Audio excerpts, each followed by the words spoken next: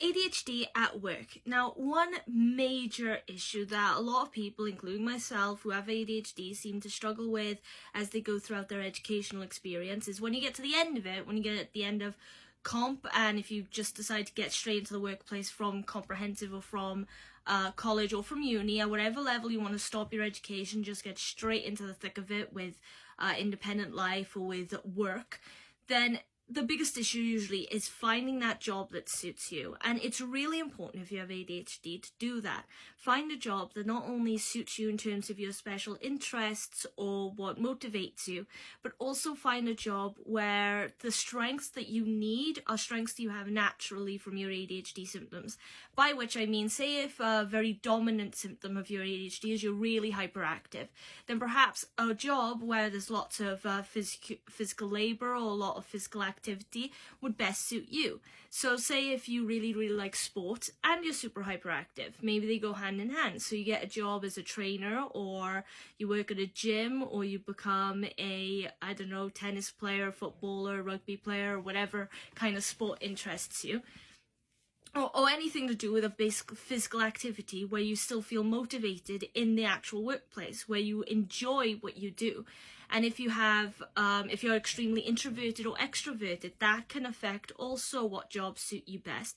Because if you're really extroverted, because there is a common misconception also, by the way, with ADHD and autism, that people with either condition tend to be really introverted because they're awkward or they feel out of place or they lack communication skills. But actually, no, there are plenty of people with autism and ADHD who are really extroverted and outgoing.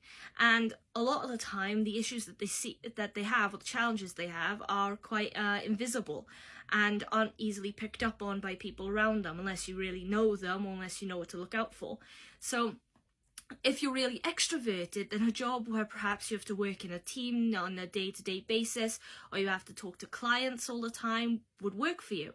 But if you're really introverted, you're probably better off looking for a job where you get to work behind the scenes, or you get to be more independent with how you carry out your projects or your assignments. Now, at the same time, no matter what job you pick when you have ADHD, you're going to face challenges and issues, because other than the fact that in general life is really unpredictable, so you don't know what's going to be thrown your way at any time. Other than that, there's also this element that in every job there is something that might not suit you. So again, say if you go for the physical activity thing, you're really hyperactive and you are a trainer in a gym, but you struggle with communication skills. Now, if you're a trainer, you're going to be communicating with people a lot. So even though it's a job you really enjoy and something you really want to do, you know you're going to struggle with communicating with people. So what's important in situations like that is to first, throughout your life, or whenever you get diagnosed, identify those dominant symptoms that cause challenges for you or cause issues for you, or the things you really struggle with, and then develop methods to sort of mitigate them, to manage them, to make them a little bit easier. And one thing that does in general make those symptoms a little easier to handle on a day-to-day basis is first finding that job that you really enjoy, that you think you really will enjoy. And when I'm talking about work, I'm not just talking about the workplace. These things come into play whether you're in school, so the projects that you might have to do, any kind of independent study you do in higher education, or work experience, for whatever you think you might want to go through. And also, there is a difficulty now with everyone that when you get to a certain point in your life and you start thinking, right, I'm going to have to think about my future career, I'm going to have to think where I'm going with my life. Lots of the time people tend to give this impression that it's easy, you should know what you want to do by this age and then work towards it. Personally, I'm in my 20s and I have a fair idea of a few things I want to do, but I haven't fixed on anything because there's lots of things I'm interested in and I'm not sure which one I would prefer. So my method is I'm trying a bit of everything to see how they work out for me and how I feel about them before I really settle on something. I learned a long time ago that it's really worth taking your time. Don't feel pressured or rushed by life or by society to jump straight into the thick of it, especially if you have ADHD or autism. And although this video is mostly about ADHD, yeah, I feel like it is important to bring up autism as well, because there are many similarities and many common issues shared between the two. So it's okay to take your time. It's okay to even reach the middle of your life and still not entirely be sure of what it is you want to do. You have time, okay?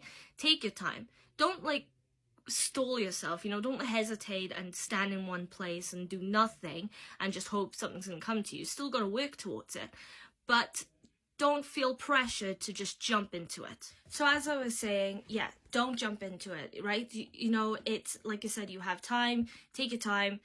Just figure out where it is you want to go, and when you find that thing, pursue it. Until then, though, the important thing is with ADHD is just to identify your strengths, your weaknesses, and with your weaknesses, develop methods to overcome them or to manage them or to make them easier.